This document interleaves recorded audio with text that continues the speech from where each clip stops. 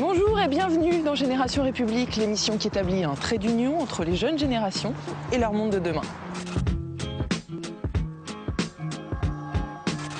Ce mois-ci, nous allons parler du Parlement. Quelle place dans notre société, quel espace dans la démocratie et quel pouvoir dans notre débat public.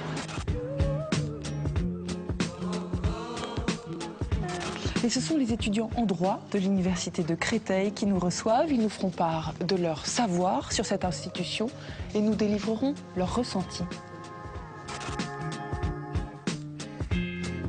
Ils seront éclairés et pourront interagir avec notre invité ce mois-ci, Jean Garrigue, qui est historien, spécialiste d'histoire politique. Allez, immersion.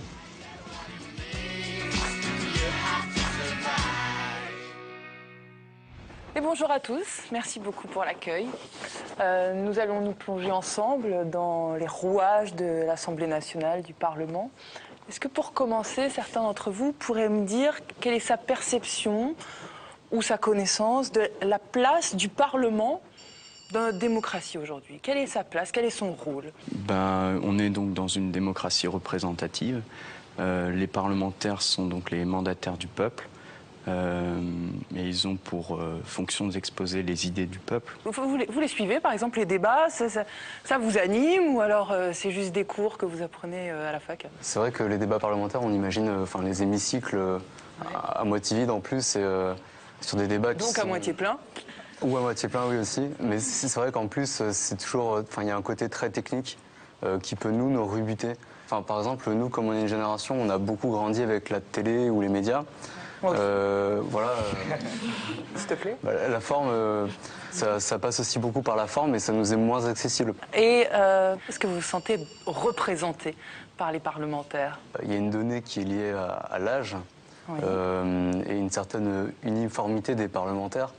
Quand on dit tout de suite un député, on imagine plutôt un homme assez âgé, avec une calvitie, voire une moustache et une barbe, bref, une espèce de caricature comme ça. Nous, en tant que jeunes, en tant qu'étudiants, forcément, on ne s'identifie pas immédiatement. Ils ne te ressemblent pas, mais est-ce que juste, par exemple, Camille, quand tu penses aux parlementaires, tu as l'impression que c'est ton porte-voix, c'est ton représentant? Constitutionnellement parlant, sûrement. Je sens que j'ai moi-même participé aux dernières élections, mais c'est vrai qu'on ne se sent pas toujours représenté. Notre pensée n'est pas toujours clairement illustrée dans les propos de la majorité, par exemple. Jean Garrigue, qui est notre allié tout au long de cette émission, qui est donc historien et qui est spécialiste d'histoire politique. Est-ce que ça vous a surpris, à partir du moment où on commence à parler du Parlement et de sa place dans la démocratie, qu'on ne parle pas finalement de sa place structurelle de la démocratie? Non, ça ne me surprend pas parce que ça a toujours existé en réalité, cette méfiance envers le Parlement, tout au long du XXe siècle et puis maintenant de notre XXIe siècle, ça a toujours existé, mais c'est assez révélateur. Il y a quelque chose, on ne se reconnaît pas totalement dans ce parlementarisme, dans cette vie parlementaire, dans ceux qui nous représentent, et on se demande si véritablement c'est l'expression de la démocratie. Merci Jean. Je vous propose qu'on regarde un reportage. Qui est une sorte de présentation générale du Parlement, de son fonctionnement, et après on continue à discuter ensemble de tout ça. Monsieur le Président, Mesdames et Messieurs les députés. Des femmes et des hommes politiques qui s'apostrophent, s'écharpent, qui s'incendient. Des visages connus, des moins connus, mais toujours très expressifs, limite parfois grimaçants. On les voit régulièrement à la télévision, mais qui sont-ils ? Ce sont nos parlementaires. Ils viennent de la France entière, ils nous représentent. Et nous, comment est-ce qu'on les représente? Les personnages politiques dont on entend le plus parler et qu'on représente le plus ne sont pas forcément ceux qui bossent le plus, au Parlement notamment, ne sont pas forcément ceux qui font les lois. Et oui, au-delà du jeu théâtral, au Parlement, le travail sur les bancs des hémicycles ne représente que la partie émergée de l'iceberg. Il y a 2 chambres, 2 lieux. L'Assemblée nationale, c'est au Palais Bourbon, c'est là que se retrouvent nos 577 députés, ceux que nous avons élus pour 5 ans aux élections législatives. Il suffit aujourd'hui simplement d'avoir 18 ans pour être député. Et puis le Sénat, au Palais du Luxembourg, réunit 348 sénateurs élus, eux, par de grands électeurs, soit des maires ou des élus locaux. L'étendard sanglant élevé. Mais savez-vous, enfants de la patrie, que le Parlement date de la Révolution et de la Déclaration des droits de l'homme? Il a beaucoup changé depuis et à chaque constitution, il se redonne un petit coup de jeune. Il s'adapte à une nouvelle époque. De quoi s'inspire? En quoi consiste la Constitution? L'actuelle Constitution de la France, c'est sous De Gaulle, le 4 octobre 1958. C'est le fondement juridique de la Ve République, l'une des constitutions les plus stables qu'ait connue la France. Nos parlementaires y ont deux tâches majeures. D'un côté, surveiller et contrôler la politique du gouvernement. De l'autre, voter les lois qui vont encadrer la société. Un pouvoir législatif bien rodé, garant de la démocratie dans notre pays. Dans une république, dans une démocratie, aucun pouvoir n'est absolu. Et tout pouvoir est contrôlé par un autre pouvoir. L'exécutif contrôlé par le législatif. Deux chambres au service de la République, dans lesquelles on discute, on débat, on argumente pour se mettre d'accord. Rien de moins évident, et pour cause, dans la tradition française, les deux assemblées ont toujours eu une façon de voir les choses fondamentalement différentes. À l'Assemblée nationale s'expriment les passions populaires, le moment politique. Au Sénat, par son mode de désignation, s'exprime le temps long, la sagesse des territoires, les élus locaux. Et par conséquent, le Sénat a toujours été considéré comme une chambre qui devait, apporter de la pondération à l'émotion de l'Assemblée nationale. L'Assemblée nationale et le Sénat ne sont pas toujours dans la même énergie, mais ça conduit au final à ce que nos parlementaires votent la meilleure loi possible. On vient de voir dans le reportage une sorte de distinguo entre l'Assemblée nationale et le Sénat. Qu'est-ce que vous voyez? Vous voyez qu'il y a une énergie différente entre l'Assemblée nationale et le Sénat. Qu'est-ce qui les oppose par rapport à leur rôle, à leur mission, par exemple? Alice? Déjà, c'est surtout que c'est pas le même mode de représentation. Enfin, c'est pas le même mode de scrutin. Oui. Il y en a un qui est indirect, le Sénat, et l'Assemblée nationale, c'est le scrutin direct. Ça change quoi? C'est-à-dire que c'est pas les électeurs qui élisent directement leurs sénateurs. C'est une différente dynamique et puis c'est surtout qu'ils représentent aussi les collectivités territoriales. Moi j'ai quand même l'impression que dans notre démocratie française d'aujourd'hui, le Sénat a quand même une place beaucoup moins importante autant dans l'élaboration des lois que dans le système gouvernemental. Tout simplement parce que ils ont moins de pouvoir, les sénateurs, que les députés. Et donc tout ça Pourquoi ils ont moins de pouvoir, tu dis? Parce qu'il me semble pas. Ils ont moins de pouvoir parce que s'il y a un désaccord entre l'Assemblée nationale et le Sénat, c'est l'Assemblée nationale qui aura le dernier mot finalement. Et même, je trouve qu'il y a un paradoxe dans tout ça parce qu'on devrait se sentir beaucoup plus proche du Sénat qui représente les collectivités territoriales, donc une échelle beaucoup moindre que la nation. Et pourtant, on se sent plus proche de l'Assemblée nationale que du Sénat. Et en même temps, le président de la République, il peut dissoudre quelle chambre? Il peut dissoudre que l'Assemblée nationale, mais il ne peut pas dissoudre le Sénat. Est-ce qu'on ne peut pas dire que le Sénat assure la continuité finalement de l'État? D'ailleurs, c'est le président du Sénat qui peut remplacer le président de la République si le poste est vacant. C'est ce que j'allais dire. Cette transition du président du Sénat, on l'a connue avec Alain Poher à deux reprises, sous la Ve République. Cette transition du président du Sénat comme président de la République marque bien justement la continuité de cette Assemblée. Alors c'est vrai qu'en dernier recours, c'est l'Assemblée nationale qui a le dernier mot, mais les pouvoirs sont à peu près les mêmes. Ils contrôlent le gouvernement, ils délibèrent, ils votent les lois. Simplement, il y a des traditions très différentes et puis effectivement, il y a ce mode d'élection qui les dissocie. Depuis qu'il y a le quinquennat, depuis 2000, est-ce que vous avez l'impression que ça a eu un impact sur la place du Parlement? Maintenant que les élections sont alignées entre celles du président de la République et celles de l'Assemblée nationale, le président de la République est quasiment assuré d'avoir sa majorité à l'Assemblée nationale. C'est-à-dire qu'il n'y a plus vraiment lieu d'avoir des cohabitations. Elles sont très peu probables maintenant avec le quinquennat. Là, on tend vraiment vers un régime présidentialiste. Et le Parlement, il perd toute sa place. Et on peut, je ne sais pas si je peux oser le dire ou pas, mais on va limite vers, je sais pas si, vers une chambre d'enregistrement. Le gouvernement est vraiment comme le miroir exécutif du Parlement et du coup, tout marche bien et c'est le président qui a vraiment les moyens de mettre en œuvre la politique qui décide. De toute manière, 90% des lois qui passent au Parlement elles viennent, c'est des projets de loi qui émanent du gouvernement. Donc les parlementaires, ce qu'ils font, c'est quoi? C'est certes des amendements. Et notre démocratie parlementaire devient une illusion. Moi, je me demandais justement si cet abaissement du pouvoir du Parlement, c'était pas une raison d'un système qui arrivait au bout de son fonctionnement. Et justement, on a voulu donner plus de pouvoir au président et au gouvernement parce que ce qu'il y avait avant n'était plus... Parce que ça dysfonctionnait avant? Voilà. Et si on demandait à Jean Garrigue de nous donner la réponse? Ça serait bien. On est dans une phase d'approfondissement de cette présidentialisation. Alors c'est vrai qu'il y a eu la réforme, la révision constitutionnelle de 2008 qui a un tout petit peu redonné du lustre à la vie parlementaire. Parce que là, on s'est aperçu que peut-être on allait trop loin dans le sens de la présidentialisation.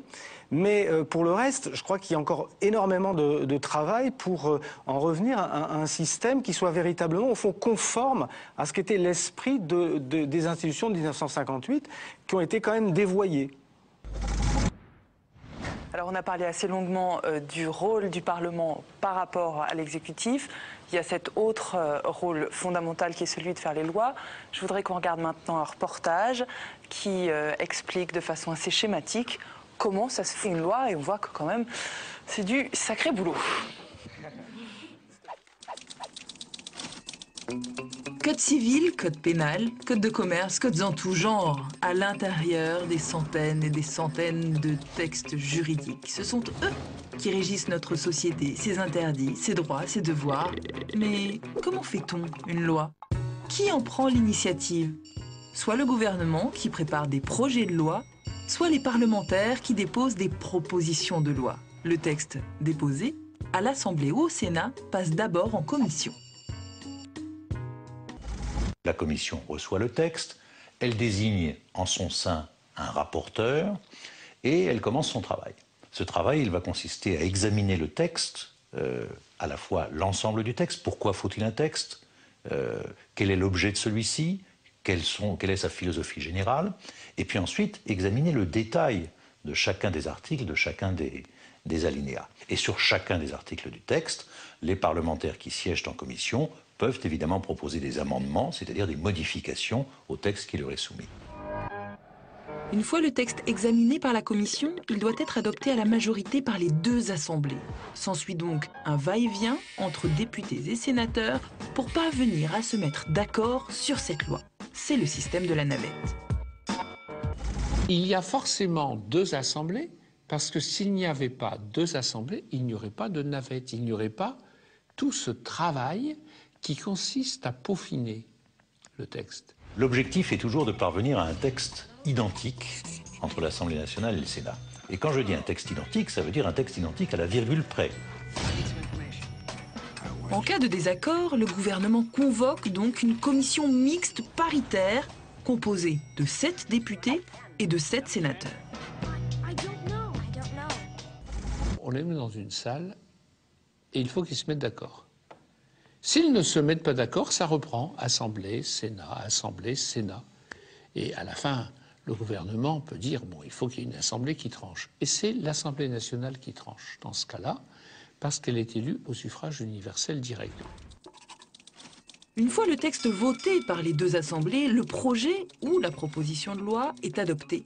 Dans certains cas, le Conseil constitutionnel peut aussi être saisi pour vérifier la constitutionnalité de cette loi. Il ne reste plus qu'à la promulguer, puis à publier le texte au journal officiel. La loi entre en vigueur, le gouvernement prend des décrets d'application. Alors, compliquer le Parlement à la française? Alors, vous trouvez ça compliqué, le système à la française, faire une loi, ou c'est obligatoire que ce soit aussi complexe, selon vous? Je pense que quelque part, le fait que ce soit complexe, ça quand même s'inspire un certain sentiment de sécurité. Les lois, elles sont pas faites à tout va. On peut pas tous prétendre que, voilà, je peux pas dire, bah voilà, demain j'aimerais faire une loi, telle loi, etc. Aujourd'hui, voilà, il y a deux chambres, et ces deux chambres, voilà, on a vu le système de la navette. Ça permet quand même d'avoir, voilà, un sentiment qu'il y a un caractère sérieux, et je pense que ça garantit quand même nos droits. Moi, je trouve que personnellement, on ne le remarque pas assez, le système de navette. Certes, le projet doit être discuté avant d'être voté. On entend plus ce que va décider l'Assemblée nationale et pas assez l'apport du Sénat au projet. Est-ce que vous avez en mémoire des grandes lois qui ont changé la société? Déjà, il y a la loi sur l'IVG, qui est l'interruption volontaire de grossesse, en 1975. Je voudrais tout d'abord vous faire partager une conviction de femme. Je m'excuse de le faire devant cette assemblée presque exclusivement composée d'hommes. Donc en fait, on voit bien que le Parlement, il est en rapport direct avec la société et qui régit directement... il est en rapport, c'est-à-dire il régit, il l'influence, il influence directement il la reflète. la vie quotidienne en fait. Ouais. En 1975, l'Assemblée nationale a été justement peuplée que d'hommes. Donc le fait qu'elle ait plaidé sa cause à l'Assemblée nationale en tant que femme, elle avait affaire à des parlementaires réticents. D'autant que l'opinion publique était quand même très très divisée. Jean Garrigue. En quelque sorte, c'est presque une loi qui est totalement contraire, qui dément totalement la validité du système majoritaire, puisqu'il a fallu justement s'appuyer à la fois sur une partie de la droite et sur la quasi-totalité des gauches pour la faire voter, et que c'était une loi qui venait du président de la République. C'est quand même intéressant. Autre loi intéressante passée en force, d'une certaine façon, par rapport à l'opinion publique. L'abolition de la peine de mort. La peine de mort. Je voudrais que vous regardiez un petit extrait, s'il vous plaît. Pendant les années écoulées, pour éclairer cette opinion publique, je dis rien. Au contraire, on a refusé l'expérience des pays abolitionnistes. On ne s'est jamais interrogé sur le fait essentiel: comment les grandes démocraties occidentales, nos proches, nos sœurs, nos voisines, pouvaient vivre sans la peine de mort. Vous savez que ce jour-là, il y a un sondage qui est fait parmi la population française et qu'il y a 62% d'opinion favorable au maintien de la peine de mort. C'est-à-dire qu'il est complètement à contre-courant de l'opinion française. Ce que je trouve qui est assez bizarre, c'est que la plupart des parlementaires, chaque fois qu'ils défendent un point de vue, ils invoquent le fait qu'ils représentent le peuple, qu'ils veulent que c'est l'idée majoritaire dans le peuple, mais pourquoi ne pas tout simplement passer par le référendum? Je veux dire, au bout d'un moment, pour moi, ce genre de sujets sociétaux, c'est ce qui doit marquer la fin de la compétence du parlementaire, dans le sens où il implique l'ensemble de la société. Ce n'est pas parce qu'ils ont été élus qu'ils ont la légitimité de faire et de faire voter tout ce qu'ils veulent. Si, justement. Alors. Si, parce que si tu as voté, étant donné qu'ils ont une législature donc, qui a un terme, qui a un commencement et un terme, qui est assez court d'ailleurs, quelques années, ils sont sanctionnés par le vote. S'ils font quelque chose et que tu trouves que ce n'est pas bien, et si justement l'idée majoritaire est que ce qu'ils ont fait n'est pas bien, tu vas les sanctionner à la suite par le vote. Tu élis quelqu'un, Oui. Tu élis quelqu'un pour qu'il fasse ce qu'il y a de mieux pour la nation, en fonction d'idées qu'il t'a montrées et qui t'ont convaincu. Oui, Ophélie. Je pense que des questions comme par exemple l'IVG ou encore l'abolition de la peine de mort, c'est pas seulement des questions politiques ou des questions juridiques. Ça porte vraiment sur la société et je pense que là c'est vraiment à la société qu'on devrait poser la question parce que ça nous concerne directement et pas seulement la politique ou encore le système juridique. C'est compliqué parce que on a donné notre voix. On peut pas. C'est-à-dire que si on commence à parler, c'est simple. Si on commence à parler pour chaque problème et à demander un référendum et à demander au peuple ce qu'il veut, on ne peut pas faire de choix comme ça. Aux États-Unis, dans certains États, ils ont ce qu'on appelle une procédure de recall qui permet par des pétitions de pouvoir justement écarter un élu qui n'aurait pas respecté ses engagements ou qui. Et moi, pour moi, ce serait ça justement. Certes, on l'a élu, mais il a certains engagements qu'il doit tenir par rapport à nous. Et à partir du moment où il ne respecte pas ça, il est tout à fait normal qu'on puisse l'écarter et qu'on puisse passer à autre chose. Mais c'est un système. Là, c'est une remise en cause de tout un système. Non, pas forcément. Mais si, puisque... Si des questions dépassent...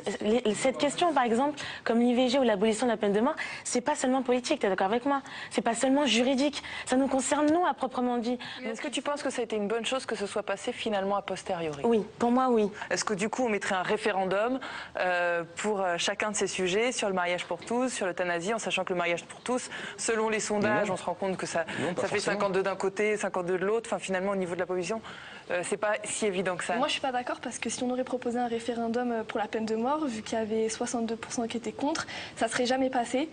pour l'abolition de la peine de mort. Et aujourd'hui, je ne connais pas les avis de tout le monde, mais je sais que globalement, tout le monde en est très satisfait. Il n'y a pas de remise en cause, de grosse remise en cause. Et c'est comme pour le mariage pour tous. S'il passe, c'est parce qu'il est réfléchi et c'est pour des bonnes raisons. Et je pense que ça va faire évoluer la société, que dans quelques années, personne ne le remettra en cause. C'est sur le coup, les référendums sont souvent plébiscitaires. Ça peut être un référendum de contestation, ça peut être un référendum pour un coup de presse. Et le recul vient souvent après coup. Et c'est pour ça qu'on a deux chambres, l'une qui est passionnée et particulièrement portée sur les coups de presse, et l'autre qui est plus calme. C'est pareil. Dans ce cas-là, à quoi servirait le référendum alors? Si à chaque fois que le peuple il se soulève, on ne l'utilise pas et que... Et tu as l'impression que le peuple se soulève là? Pas tout le peuple, mais une grande majorité, enfin une partie. Mais la manifestation, est-ce que c'est pas une manifestation émotionnelle?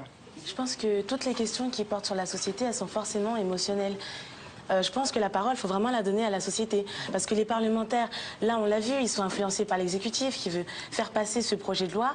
Voilà, ils sont peut-être pas justement véritablement représentatifs de la volonté du peuple. Oui, on voit bien que le peuple veut réagir et qu'il veut que sa voix se fasse entendre. Certes, certaines lois ont été votées par le Parlement et quelque peu contre l'avis des citoyens. Mais je pense que organiser un référendum qui est déjà très difficile à organiser d'un point de vue matériel serait quelque peu nier l'existence d'un Parlement et ça serait remettre en question tout notre système institutionnel français, tout simplement. Un instant, je souhaiterais que Jean Garrigue puisse intervenir sur tout cela.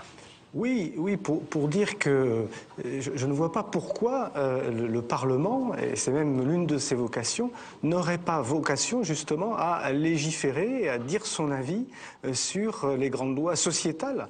Il l'a toujours fait, les lois sur le divorce. La grande loi de 1884, que je sache, c'était une loi sociétale. Est-ce qu'il aurait fallu consulter la population à cette époque-là? Non. Nous les élisons pour qu'ils soient détenteurs d'une certaine expertise, c'est-à-dire qu'ils aient une vision de la société qui leur permette d'anticiper l'évolution de cette société. Donc il n'y a pas de raison pour empêcher le Parlement de légiférer et pas de raison non plus pour, à tout bout de champ, convoquer un référendum avec tous les risques, et vous l'avez dit aussi, tous les risques plébiscitaires qui tournent autour du référendum depuis toujours. On va essayer de réfléchir justement comment faire évoluer le système. Je vous propose de regarder un reportage sur les questions d'évolution du Parlement et j'aimerais avoir vos réactions derrière. Je voudrais d'abord faire ici une remarque. Souvenez-vous, en 1998, Lionel Jospin, Premier ministre, avait traité le Sénat d'anomalie démocratique. Supprimer le Sénat? Non. Le rénover? Oui. En cause, le poids trop grand des petites communes rurales. Elles représentent 90% du collège électoral qui élit nos sénateurs. Pour faire avancer le schmilblick, comités et commissions avancent alors des propositions visant à modifier la composition du collège électoral. Le but, amoindrir l'importance des petites communes. Et les petits partis? Selon le rapport de la commission Jospin en novembre dernier, il faudrait plus de pluralisme politique au sein du Parlement en introduisant une dose de proportionnel. L'Assemblée nationale n'échappe pas à cette même critique. Pas assez de petits partis, une solution, élire 10% des députés à la proportionnelle. Et question diversité, quel pourrait être le portrait robot du parlementaire? Le député français, c'est un homme, il a un peu plus de 50 ans. Il vient de métropole et il a fait sa carrière la plupart du temps au sein d'un parti. Parmi nos sénateurs et députés, peu de femmes, seulement 22%. Encore moins de mixité ethnique, seuls 2% des nouvelles recrues de l'Assemblée nationale sont issues de la diversité. Et au niveau de la représentativité des parlementaires, ils viennent principalement du secteur public, très peu de militaires, d'agriculteurs et de petits employés, aucun ouvrier. Vient enfin la question du cumul des mandats dans les deux assemblées. Que dit la loi? Un parlementaire peut être président de région, maire ou conseiller. En 2007, on a tenté d'interdire ce cumul des mandats, en vain. En 2012, rebelote, le sujet est mis sur le tapis, mais on fait marche arrière en proposant de limiter le cumul à une fonction représentative locale. Le député ne peut pas être au four ou au moulin, ne peut pas être à la fois à Paris et dans sa circonscription pour s'occuper des problèmes de sa circonscription. Ce sont les élus locaux qui s'occupent des problèmes de la circonscription. Le député Il a à concevoir les lois par rapport à l'intérêt du pays, l'intérêt général de la nation. Et par conséquent, c'est une occupation à plein temps. Au final, le gouvernement se prononcera d'ici juin 2013 sur les évolutions possibles du Parlement et la question du cumul des mandats, cheval de bataille de François Hollande durant sa campagne. Mais vous, qu'en pensez-vous ? Alors selon vous, si on parle de l'évolution du Parlement, est-ce que la question du cumul des mandats est un point fondamental ? Moi, ce qui me gêne, en fait, c'est qu'avec l'accumulation de plusieurs mandats, je pense que leur compétence est mise beaucoup à mal. Ça fait comme si on disait que le président de la République, il est président de la République et en même temps ministre. Je suis tout à fait consciente qu'on peut trouver des arguments qui sont contre ce cumul des mandats. Seulement, il y a un argument pour, justement, selon moi, qui est très pertinent et non négligeable. C'est tout simplement la question de la proximité des parlementaires avec leurs citoyens, avec les administrés. Et pour moi, c'est non négligeable. Parce que les parlementaires sont quand même élus pour représenter la nation, pour parler au nom des citoyens. Et il faut quand même qu'il y ait un certain lien, une certaine communication avec les citoyens pour que les citoyens puissent exprimer leurs idées et pour que ces idées remontent jusqu'à Paris, jusqu'au Parlement, pour qu'elles soient institutionnalisées, tout simplement, ces lois. En fait, la difficulté de tout ça, c'est ce millefeuille de toutes les échelles qui se cumulent, celle du local, celle du national, et puis il y a aussi l'échelle de l'Europe. Qu'est-ce que tu en penses ? Enfin, je pense que là, si vraiment il y a une nouvelle dimension à avoir par rapport au Parlement, c'est cette dimension européenne. Parce qu'il faut quand même savoir, par exemple, qu'il y a 2/3 des lois qui sont votées par le Parlement qui émanent des institutions européennes. Il y avait un argument qui disait que le cumul des mandats, c'était aussi pour être plus proche de ses citoyens, mais est-ce qu'il y a une grande critique, c'est est-ce qu'ils ont un cumul de mandats pour être plus proche de leurs citoyens ou parce que ça leur fait un cumul de salaire et de retraite assez impressionnant. La question, ce serait de savoir si au niveau européen, si on pouvait passer une loi au niveau européen de non-cumul des mandats parce que certains États européens ont ce genre de loi, est-ce qu'à ce moment-là, dans ce cas, les parlementaires seraient obligés d'appliquer la directive au niveau européen? Donc tu penses que ça passerait par l'Europe? La fin du cumul des mandats ne pourra pas passer de l'intérieur, mais pourrait passer par l'extérieur. Anne-Moule. Moi, je pense que c'est un peu ingrat de dire ça parce que on devrait plutôt être reconnaissant de la démocratie en France, qui est aujourd'hui un des meilleurs systèmes démocratiques dans le monde, parce qu'il y a plein de pays aujourd'hui qui se disent démocratiques mais qui ne le sont pas, qui ne respectent pas les droits de l'homme, et la France est un des pays qui justement les respecte et qui les fait respecter à d'autres pays. Et c'était juste pour dire qu'il y avait aussi, pour nuancer les côtés négatifs qui ont été énoncés. J'ai envie de te remercier. Merci beaucoup à chacun d'entre vous d'avoir participé à toute cette discussion qui se transforme en émission. Merci. Merci à vous.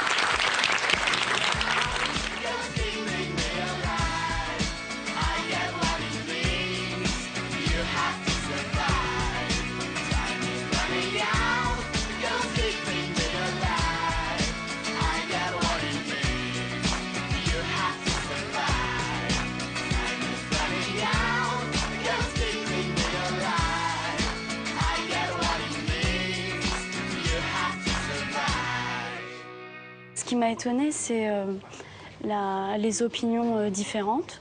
Et je trouve ça bien aussi de faire participer les jeunes dans le débat politique actuel, parce qu'il n'y a pas beaucoup de jeunes en politique. Et je pense que ça fait avancer le débat parce qu'on est la jeunesse et que voilà. Et ça peut refléter la vie générale. On n'a pas pu aller au fond du débat à cause du temps et que c'était un peu court, mais sinon c'était vraiment enrichissant. J'ai vraiment eu le sentiment de donner mon opinion. C'est-à-dire qu'habituellement, avec les sondages, on a déjà des réponses qui sont déjà préconstituées. Ça aide à développer des idées, à se positionner sur l'actualité. Et par ailleurs aussi, on s'intéresse à l'actualité et on se sent déjà plus concerné.